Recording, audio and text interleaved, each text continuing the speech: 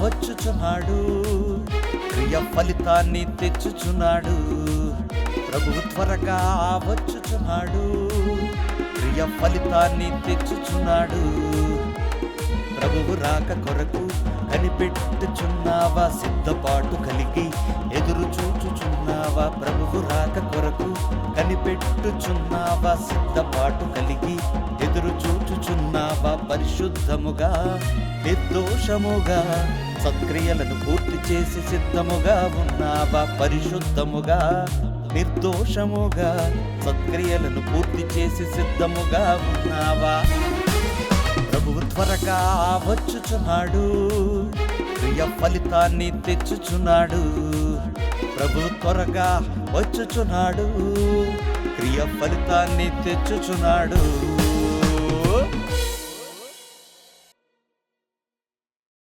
సిద్ధపాటు అనే కార్యక్రమానికి మీ అందరికీ పునఃస్వాగతం. యేసుక్రీస్తు వారి పేరిట మీ అందరికీ నా హృదయపూర్వకమైనటువంటి వందనములు తెలియజేస్తున్నాను. ప్రియులారా, గత భాగంలో దేవుని యందలి విశ్వాసము కలిగినటువంటి జీవితాన్ని దశలుగా మనం వర్గీకరిస్తే బాల్య దశ, యవ్వన దశ, సంపూర్ణ దశగా చూడవచ్చునని పరిశుద్ధ గ్రంథం నుండి నేర్చుకున్నాం. ఆ దశలలో బాల్య దశను గూర్చి గత భాగంలో మనం అర్థం చేసుకున్నాం. ఇక ఈ భాగంలో యవ్వన దశను గూర్చి మనం ఆలోచన చేద్దాం. యోహాను గారు తన మొదటి పత్రికను రాస్తూ ఈ సందర్భాన్ని ప్రస్తావించారు. క్రీస్తునందు విశ్వాసముంచినటువంటి ప్రతి ఒక్కరిలో కూడా ఈ దశలు కనిపిస్తాయి. ఎప్పుడైతే క్రీస్తులో జన్మించామో అప్పటి నుండి బాల్య దశ ప్రారంభమవుతుంది. ఈ బాల్య దశలో ఉన్నప్పుడు నేర్చుకోవాలి. గత భాగంలో వీటన్నిటిని మీకు ప్రస్తావించాను కదా. బాల్య దశలో ఉన్నప్పుడు మనము దేవుని సంగతులన్నిటినీ పరిపూర్ణంగా నేర్చుకోవాలి. నేర్చుకునే దశ. దేవుని సంగతులను, దేవుని సంకల్పమును, దేవుని యొక్క వివరం అంతటినీ పరిశుద్ధ గ్రంథం నుండి దేవుడు మనకు అనుగ్రహించినంత మేర నేర్చుకున్న తరువాత మనము యవ్వన దశలోనికి అడుగుపెట్టాలి. శరీర సంబంధంగా, లోకపరంగా మనకు ఎలాగైతే బాల్య దశ, యవ్వన దశ, నడి వయస్సు, వృద్ధాప్యం మనకు కనిపిస్తున్నాయో ఆ విధంగానే దేవుని యందలి విశ్వాసం ఉంచినటువంటి మన జీవితాలు కూడా ఆయా దశల గుండా సంపూర్ణ దశకు చేరుకుంటాయి. మనము శరీరపరంగా ఏ వయస్సులో ఉన్నా కానీ క్రీస్తునందు మనం ఎప్పుడు జన్మిస్తే అదే అప్పుడు మన పుట్టుక. మనం శరీర సంబంధంగా యవ్వన దశలో ఉన్నా, నడి వయస్సులో ఉన్నా, వృద్ధాప్యంలో ఉన్నా కానీ, మనం ఏ వయస్సునందున్నా కానీ మనము క్రీస్తును ఎప్పుడు విశ్వసించి ఎప్పుడు క్రీస్తు రాజ్యంలోనికి అడుగు పెడతామో అప్పుడే మనం జన్మించినట్టు. మనం జన్మించిన తర్వాత, క్రీస్తులో మనము జన్మించిన తర్వాత, ముసలివారముగా ఉన్నా సరే మనము క్రీస్తులో ఎప్పుడు జన్మిస్తే అప్పుడు జన్మించిన తర్వాత బాల్య దశ, ఆత్మీయ జీవితంలో బాల్య దశ. బాల్య దశలో మనము దేవుని సంగతులన్నిటినీ స్పష్టంగా నేర్చుకోవాలి. ఎటువంటి అరమరిక లేకుండా, ఎటువంటి సందేహాలు లేకుండా ప్రతి దానిని కూడా నేర్చుకోవాలి. పరిశోధిస్తూ నేర్చుకోవాలి, స్పష్టంగా నేర్చుకోవాలి. స్థిరముగా ఆ నేర్చుకున్న సంగతులలో నిలబడడానికి మనం ప్రయత్నించాలి. ప్రియులారా, బాల్య దశ గడిచిన తర్వాత, అంటే మనం వృద్ధిలో ఉన్నప్పుడే బాల్య దశ గడుస్తుంది. మనలో వృద్ధి ఆగిపోతే బాల్య దశలో ఉన్నవారు బాల్య దశలోనే ఉండిపోతారు. నేర్చుకునే దశలో ఉన్నవారు నేర్చుకునే దశలోనే ఉండిపోతారు. దేవుడు ఏం కోరుకుంటున్నాడు? మనలో వృద్ధి కోరుకుంటున్నాడు, అభివృద్ధిని కోరుకుంటున్నాడు. ఎవరైతే వృద్ధి కలిగి ఉంటారో, ఆత్మీయ జీవితంలో ఎవరైతే వృద్ధిని కలిగి ఉంటారో వారే సంపూర్ణ దశకు చేరుకుంటారు. ఎవరైతే వృద్ధిలో ఉన్నారో వారే సిద్ధపాటుతో ఉన్నారని అర్థం చేసుకోవాలి. ప్రభు రాకడ జరిగినప్పుడు ఎవరైతే వృద్ధిలో ఉంటారో వారే పరలోకమునకు చేర్చుకోబడతారు. అంతే తప్ప ఎక్కడ వేసిన గొంగలి అక్కడే అన్నట్టుగా ఆత్మీయ జీవితంలో ఎదుగుదల లేకుండా మీరు ఎక్కడ ఉన్నవారు అక్కడే ఉండిపోతే గనుక మీలో సిద్ధపాటు లేనట్టే. మీలో ఈ దశలు కనిపించవు. కనుక మీరంతా కూడా ఆయుత్తపడి దేవుడు చెప్పినటువంటి ఈ దశలన్నిటినీ కూడా కలిగి ఉండడానికి ప్రయత్నం చేయాలి. క్రీస్తులో పుట్టిన తర్వాత బాల్య దశ నేర్చుకునేటువంటి దశలో ఉండాలి. ఆ తర్వాత యవ్వన దశలోనికి రావాలి. ఈ యవ్వన దశలో ఏం చేయాలి? యవ్వన దశ పరిశుద్ధ గ్రంథములో ఎలా కనిపిస్తుంది? యవ్వన దశలో మన ప్రవర్తన ఎలా ఉంటుంది? దీనిని అంతటిని ఈ భాగంలో మనం నేర్చుకుందాం. పరిశుద్ధ గ్రంథములు తెరచి మీరంతా కూడా సమాయత్తం అవ్వాలని నేను కోరుకుంటున్నాను. యోహాను గారు రాసినటువంటి మొదటి పత్రిక 2వ అధ్యాయము 12వ వచనం నుండి ఈ మాటలను చూడండి. యోహాను గారు రాసిన మొదటి పత్రిక 2వ అధ్యాయము 12వ వచనం నుండి.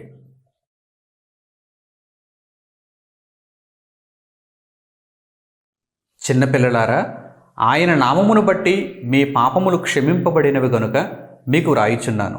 తండ్రులారా, మీరు ఆది నుండి ఉన్నవానిని ఎరిగి ఉన్నారు గనుక మీకు వ్రాయుచున్నాను. యవనస్తులారా, మీరు దుష్టుని జయించి ఉన్నారు గనుక మీకు వ్రాయుచున్నాను.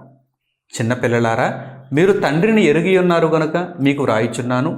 తండ్రులారా, మీరు ఆది నుండి ఉన్నవానిని ఎరిగి ఉన్నారు గనుక మీకు వ్రాయుచున్నాను.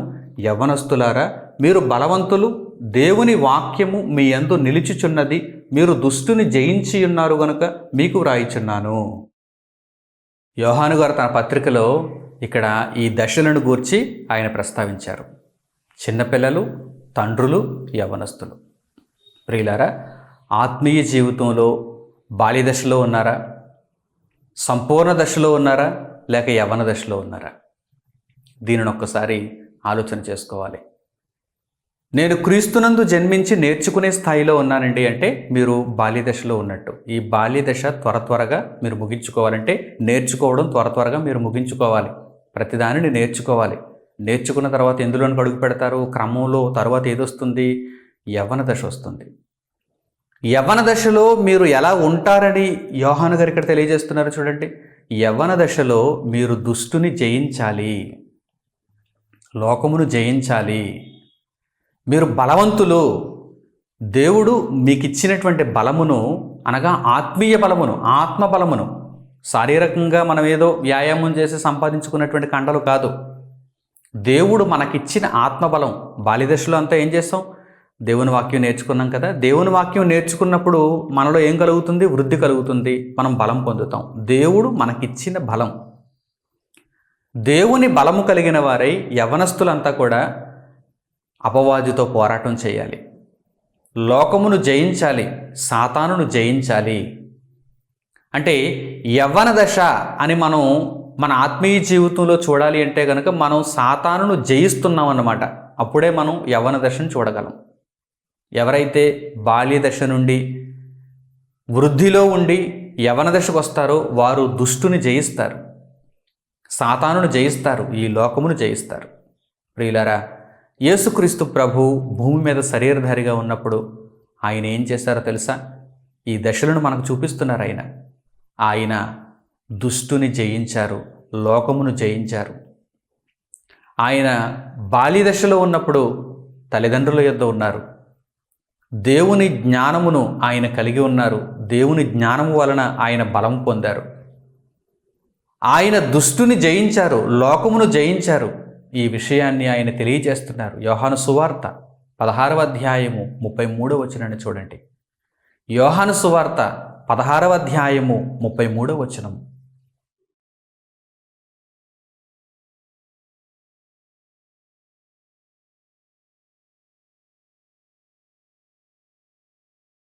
నా యందు మీకు సమాధానము కలుగునట్లు ఈ మాటలు మీతో చెప్పుచున్నాను. లోకములో మీకు శ్రమ కలుగును, అయినను ధైర్యము తెచ్చుకొనుడి, నేను లోకమును జయించి ఉన్నానెను. యేసుక్రీస్తు ప్రభు వారు ఏమంటున్నారు? నేను లోకమును జయించి ఉన్నానెను. అంటే దేవుని బలము పొందిన ఒక యవ్వన దశలో ఉన్నటువంటి వీరుడుగా యేసుక్రీస్తు ప్రభువు లోకమును జయించినట్టుగా మనకు కనిపిస్తుంది. లోకమును జయించిన వారు తరువాత వృద్ధిలో నుండి ఎక్కడికి వెళతారు? ఆ వృద్ధి కలిగిన వారే ఎక్కడికి వెళతారు? సంపూర్ణ దశకు చేరుకుంటారు. సంపూర్ణ దశకు చేరుకుంటారు. వారే ఒక తండ్రిగా కనిపిస్తున్నవారు అన్నమాట. అంటే భూమి మీద విశ్వాస జీవితంలో మిగిలిన వారికి మాదిరి చూపగలిగినటువంటి ఒక తండ్రి స్థాయిలో కనిపించేవారుగా మనం అర్థం చేసుకోవాలి. ప్రియులారా, మనం అందరం కూడా ఈ దశల ద్వారా వెళుతూ వృద్ధి కలిగిన వారమై చివరకు సంపూర్ణ స్థితిని మనం అందుకోవాలి. దేవుడు మనకిచ్చిన కాలాన్ని బట్టి, దేవుడు మనకు అప్పగించిన బాధ్యతలను బట్టి మనం ఆ స్థాయికి చేరుకోవాలి, నేర్చుకోవాలి, లోకమును జయించాలి, సంపూర్ణ దశకు వెళ్ళి మిగిలిన వారికి దారి చూపాలి, మిగిలిన వారికి చేయూతనివ్వాలి. ప్రభువారు ఏమంటున్నారు చూడండి, నేను లోకమును జయించి ఉన్నాను, మీరు ధైర్యం తెచ్చుకోండి, శ్రమల వలన మీరు బెదరకండి, మీ విశ్వాస జీవితమును మీరు కోల్పోకండి, మీరు లోకమును జయించేవారుగా ఉండాలి, దేవుని బలమును పొంది మీరు లోకమును జయించేవారుగా ఉండాలని ప్రభువారు తెలియజేస్తున్నారు. జయించిన వారికి పరలోకంలో సింహాసనం ఉంది కదా, జయించిన వారికి పరలోకమందు దేవుడిచ్చే గొప్ప బహుమానం ఉంది కదా. ప్రకటన గ్రంథము 3వ అధ్యాయము 21వ వచనాన్ని చూడండి. ప్రకటన గ్రంథము 3వ అధ్యాయము 21వ వచనం.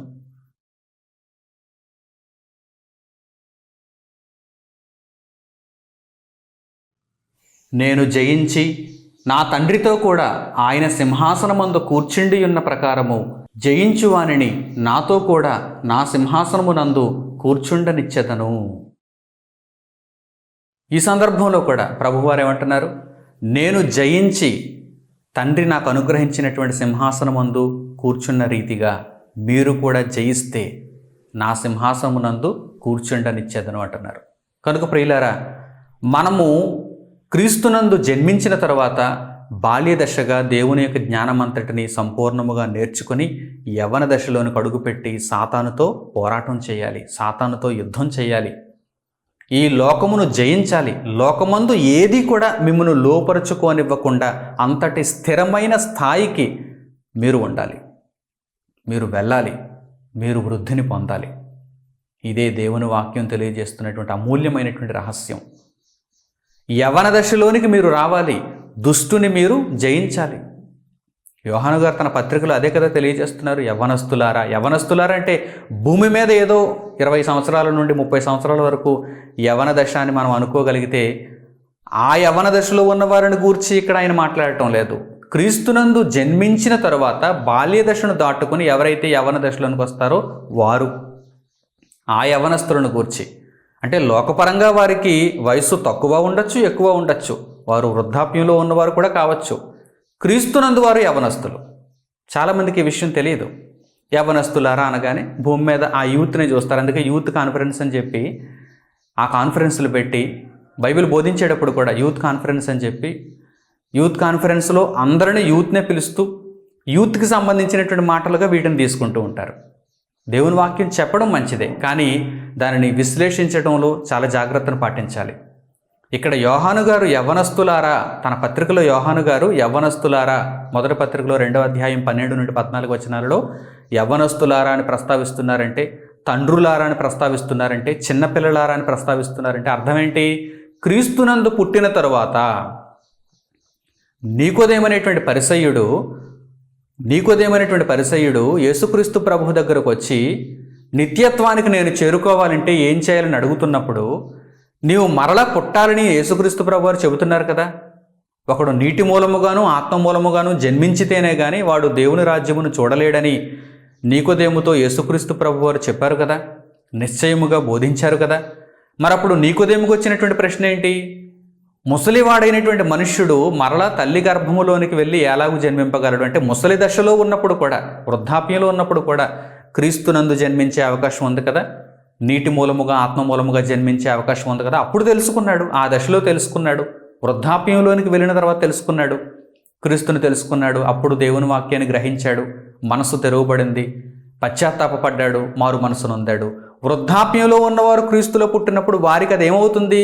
ఆత్మీయ జీవితంలో బాల్య దశ అవుతుంది.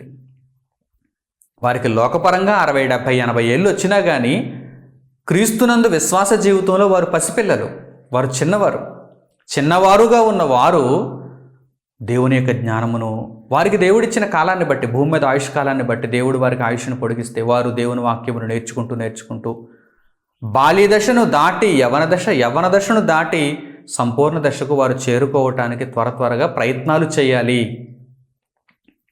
చేయాలి. క్రీస్తునందు విశ్వాస జీవితంలో ఈ స్థాయిలో మనం ముందుకు వెళ్ళాలని దేవుడు కోరుకుంటున్నాడు. ఎందుకంటే ఇలా ముందుకు వెళ్ళాలనే భావన మనలో ఉంటేనే మనం వృద్ధి పొందిన వారముగా ఉంటాం. లేదంటే ఎక్కడ వేసిన గొంగలే అక్కడే, ఈరోజు చాలామంది బాప్తిస్మం తీసుకున్న ఒక రెఫరెన్స్ తీయలేకపోతున్నారు. బాప్తిస్మం తీసుకున్న దేవుని కొరకు ఒక కీర్తన సమాజంలో పాడలేకపోతున్నారు. బాప్తిస్మం తీసుకున్న 2 మాటలు దేవుని కొరకు వారు చెప్పలేకపోతున్నారు. ఒక అవిశ్వాసి అయిన వానికి దేవుని యొక్క గ్రంథములో నుండి చక్కని మాటలను బోధించే స్థితి నీకుందా? ఆ స్థాయిని నీవు అందుకున్నావా? ఎందుకు అందుకోలేకపోయావు? నీకు వృద్ధి లేదు గనక, నీలో ఆ అభివృద్ధి కనిపించలేదు గనక నీవు ఎక్కడ ఉన్నది అక్కడే ఉన్నట్టుగా ఉండిపోయావు.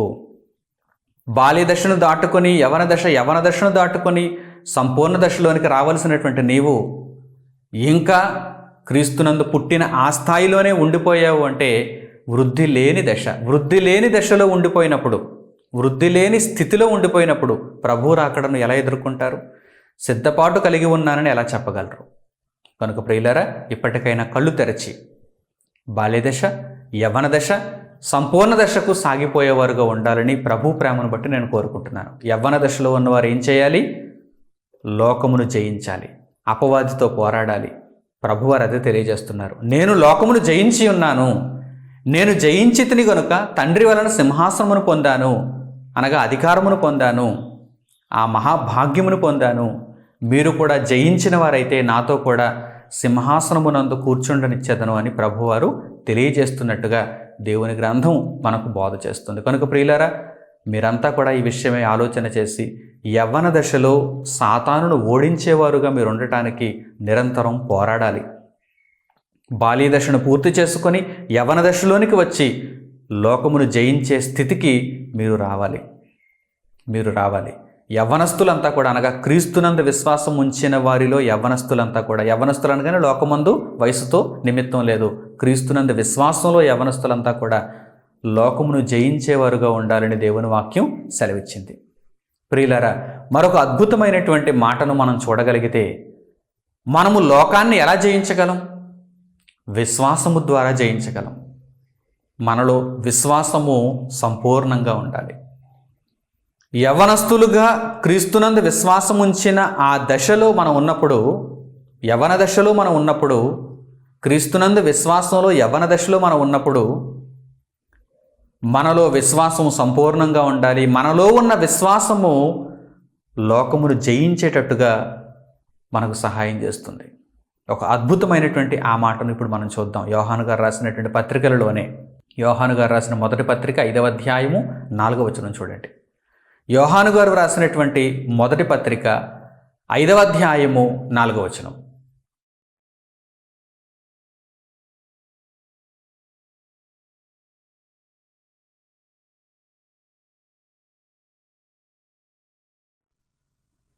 దేవుని మూలముగా పుట్టిన వారందరూ లోకమును జయించుదురు. లోకమును జయించిన విజయము మన విశ్వాసమే.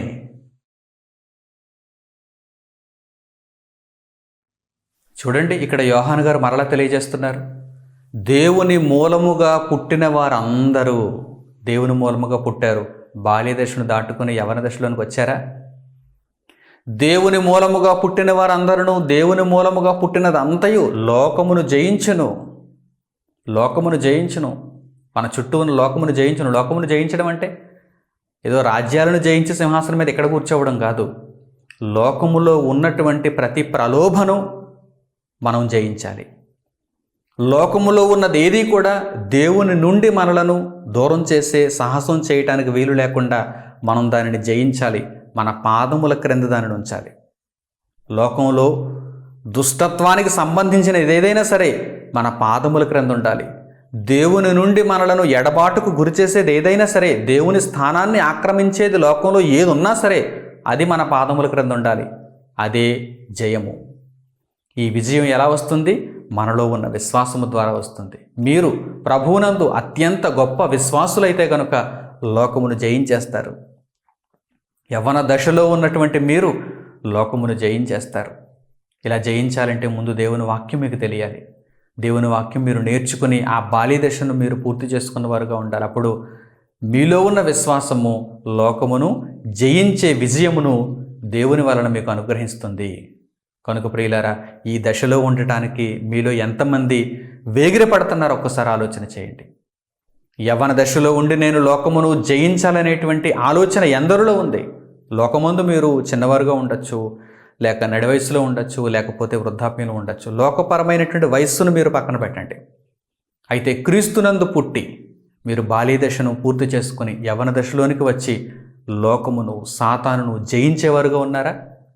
లోకమును జయిస్తే మీకు సింహాసనం పరలోకమందు తండ్రి కృప వలన మనకు గొప్ప బహుమానం అందజేయబడుతుంది. కనుక లోకమును జయించండి. ఇది మంచి అవకాశం. లోకమును జయించటానికి ఇది మంచి అవకాశం. కనుక ఈ అవకాశంలో, ఈ కాలంలో దేవుడు మనకిచ్చిన కృపను బట్టి లోకమును పరిపూర్ణంగా జయించటానికి సాయశక్తులా మనం ప్రయత్నం చేయాలి. పాదముల క్రింద ఉంచాలి. సాతానును పాదముల క్రింద ఉంచాలి. అప్పుడు ప్రభు అయిన యేసు పాదముల క్రింద వాడు ఉంటాడు. కనుక ప్రియులైనటువంటి నా సహోదరి సహోదరులారా, గొప్పదైనటువంటి విశ్వాస జీవితమును మీరు కలిగి ఉండాలని, ఈ దశలలో మీరు దేవునిని ప్రతి స్థాయిలోనూ ఆనందింపచేసేవారుగా ఉండాలని నేను కోరుకుంటున్నాను.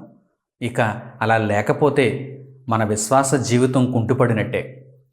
బాల్య దశ, యవ్వన దశ, సంపూర్ణ దశ, ఈ దశల గుండా మనం వెళుతూ సంపూర్ణతను అందుకోలేకపోతే మన విశ్వాస జీవితం కుంటుపడినట్టే. మనం నిద్రపోయి జోగుతున్నట్టే. మనకు దేవుడు దూరంగా ఉన్నట్టే. నేను బాప్తిస్మం తీసుకున్నానండి చాలు అనుకుంటున్నారా? లేదు, మీలో ఈ వృద్ధి కనిపించాలి. విత్తనం వేశానండి చాలు అనుకుంటారా? మొక్క రావాలి, అది చెట్టవ్వాలి, దాని నుండి ఫలములు కావాలి. అందుకొరకు కదా విత్తనం వేశారు. అలాగే బాప్తిస్మం తీసుకున్నారు, మీరు దేవుని వాక్యమును పూర్తిగా నేర్చుకోవాలి బాల్యదశ. ఆ తర్వాత లోకమును జయించాలి యవన దశ. ఆ తర్వాత సంపూర్ణులు అవ్వాలి, అనేకులకు ఉపయోగపడాలి. మీ చుట్టూ ఉన్నటువంటి అనేక మంది సహోదరి సహోదరులను దేవుని వాక్యము చేత బ్రతికించేవారుగా ఉండాలి. వారికి ఒక మార్గమును మీరు ఏర్పరచాలి, వారికి మీరు తోడ్పాటునివ్వాలి. ఇంత గొప్ప ప్రణాళికను దేవుడు విశ్వాస జీవితంలో మనకు చూపిస్తున్నాడండి. ప్రియులారా, లోకమందున్నటువంటి అవిశ్వాసులుగా ఇది ఈ సంగతులు అర్థం కావు. కానీ విశ్వాసులైన వారి మనోనేత్రములు తెరచి చూస్తారు గనక, వింటారు గనక ఈ సంగతులు అర్థమవుతాయి. గొప్ప ప్రణాళిక దేవుడు రచించాడు. క్రీస్తునందు విశ్వాసం ఉంచినటువంటి ప్రతి ఒక్కరూ కూడా శ్రమల వలయము ద్వారా ముందుకు వెళుతూ ఈ దశలను పూర్తి చేసుకొని సంపూర్ణులవ్వాలి. సంపూర్ణులైతేనే తప్ప మీ జీవితంలో మీరు సార్థకతను పొందలేరని దేవుడు తెలియజేస్తున్నాడు. ఒక గొప్ప సంగతి, ఒక గొప్ప సందర్భం పౌలు గారు హెబ్రీయులతో పంచుకుంటున్నారు. ఇప్పుడు ఆ మాటలను మనం చూద్దాం. పౌలు గారు హెబ్రీయులకు రాసినటువంటి పత్రిక 5వ అధ్యాయము 11వ వచనం నుంచి. అపోస్తలుడైన పౌలు గారు హెబ్రీయులకు రాసిన పత్రిక 5వ అధ్యాయము 11వ వచనం నుంచి చూడండి.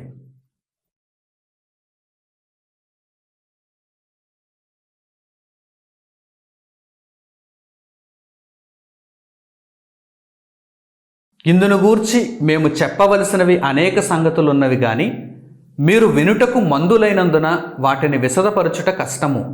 కాలమును బట్టి చూచితే మీరు బోధకులుగా ఉండవలసిన వారై ఉండగా దేవోక్తులలో మొదటి మూల పాఠములను ఒకడు మీకు మరలా బోధింపవలసి వచ్చెను. మీరు పాలు త్రాగవలసిన వారే గాని బలమైన ఆహారము తినగలవారు కారు. మరియు పాలు త్రాగు ప్రతివాడును శిశువే కనుక నీతి వాక్య విషయములో అనుభవము లేనివాడై ఉన్నాడు. వయస్సు వచ్చిన వారు లేక పరిపూర్ణులు అభ్యాసము చేత మేలు కీడులను వివేచించుటకు సాధకము చేయబడిన జ్ఞానేంద్రియములు కలిగి ఉన్నారు గనుక బలమైన ఆహారము వారికే తగును. దేవుని వాక్యమును నేర్చుకునే విషయంలో కూడా ఈ స్థాయిలు మనం పరిగణనలోనికి తీసుకోవాలి.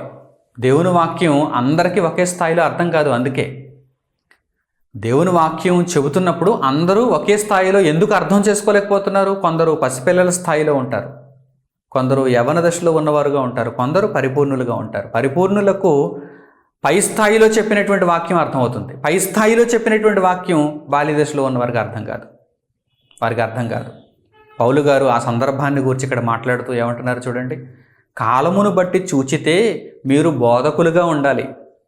అంటే ఏనాడు బాప్తిస్మం తీసుకున్నారు? ఏనాడు పరిశుద్ధాత్మను పొందారు?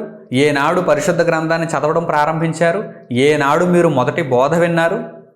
కాలమును బట్టి చూచితే మీరు బోధకులుగా ఉండవలసిన వారై ఉండగా మీ స్థాయి ఎలా ఉంది? మీ స్థాయి ఎలా ఉంది?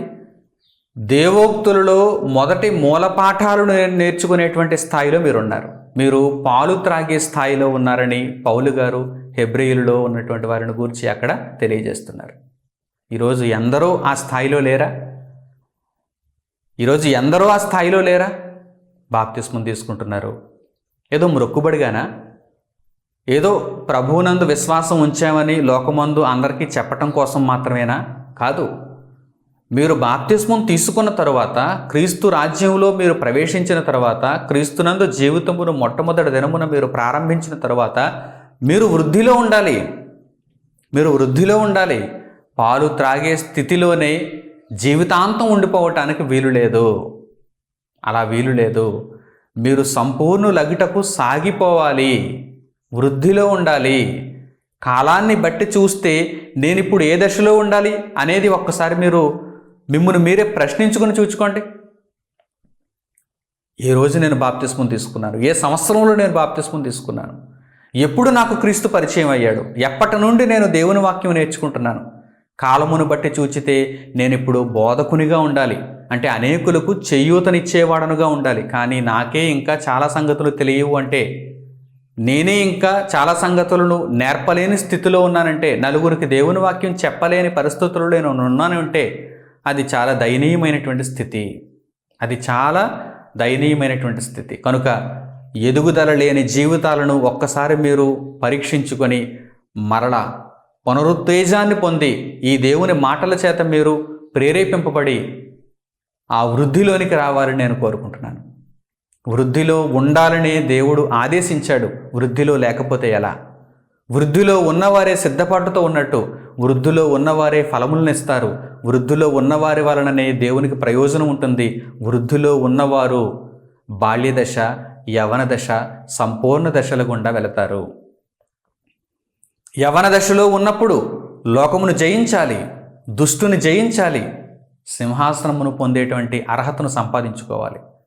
కనుక నా ప్రియులైన సహోదరీ సహోదరులారా, ఏమాత్రం అజాగ్రత్తగా ఉండకుండా, దేవుని మాటలను అలక్ష్యం చేయకుండా, మీరు విన్నటువంటి ఈ దేవుని వాక్యం అంతటిని మీ హృదయంలో భద్రం చేసుకొని, ఇక మీదటనైనా సరే నేను ప్రతిరోజు ఏదో ఒక దేవుని జ్ఞానపు సంగతిని నేర్చుకొని, నా యొక్క బాల్య దశను నేను పూర్తి చేసుకొని, దేవుని కృపను బట్టి యవన దశలో ఉండి లోకమును జయించాలి.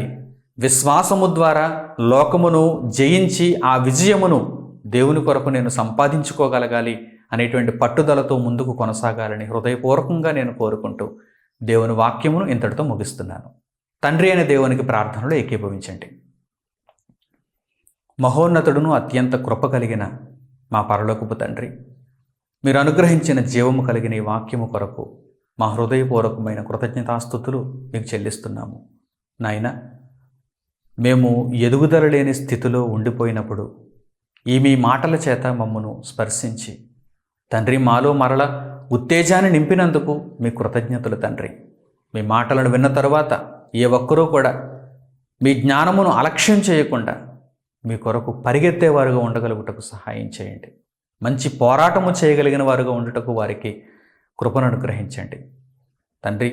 బాల్యదశను దాటుకొని యవన దశను దాటుకొని సంపూర్ణ దశలోనికి ప్రతి ఒక్కరూ చేరగలుగుటకు, మీ సంకల్పమును పరిపూర్ణం చేసుకోగలుగుటకు మీ బిడ్డలకు మీ కృపను దయచేయండి నాయన. మా జీవితాలలో మాకు కావలసినటువంటి ప్రతి ఈవిని మీరు అనుగ్రహిస్తున్నారు. మేము అడుగక మునిపే మీ అవసరతలను తీర్చుచున్నారు. మీకు కృతజ్ఞతలు తండ్రి. మా దేవ, దుష్టుని కీడు నుండి, సాతాను యొక్క విష వలయం నుండి మమ్మల్ని తప్పిస్తున్నారు. మీ దేవదూతల సంరక్షణనిచ్చి మమ్మల్ని కాపాడుతున్నారు. మీకు మా హృదయపూర్వకమైనటువంటి కృతజ్ఞతాస్తుతులు తండ్రి. నాయన, మా జీవితకాలమంతా మిమ్మును కొనియాడే వారముగా, మిమ్మును గూర్చి సమాజములో తండ్రి ప్రకటించే వారముగా, క్రీస్తు వాక్యమును ఈ లోకమునకు వినిపించే వారముగా తండ్రి మేమంతా ఉండగలుగుటకు మీ కృపను దయచేయండి. విశ్వాస సంబంధమైన జీవితంలో విజయమును పొంది నాయన మీరిచ్చే సింహాసనమును పొందగలుగుటకు, అర్హతను సంపాదించుకోగలుగు నిమిత్తము మమ్మను బలపరచుమని మీ సన్నిధిలో వేడుకుంటూ మా ప్రార్థనా విన్నపములను మా ప్రభువును రక్షకుడునైన యేసుక్రీస్తు వారి పేరిట మిమ్మల్ని అడుగుచున్నాము తండ్రి, ఆమేన్. మన తండ్రి అయిన దేవుని ప్రేమ, ఆయన కుమారుడైన యేసుక్రీస్తు ప్రభు వారి కృప, పరిశుద్ధాత్మ యొక్క అన్యోన్య సహవాసము మనందరికీ సదాకాలం తోడే నడిపించునుగాక. ఆమేన్. అందరికి వందనములు. సెలవు.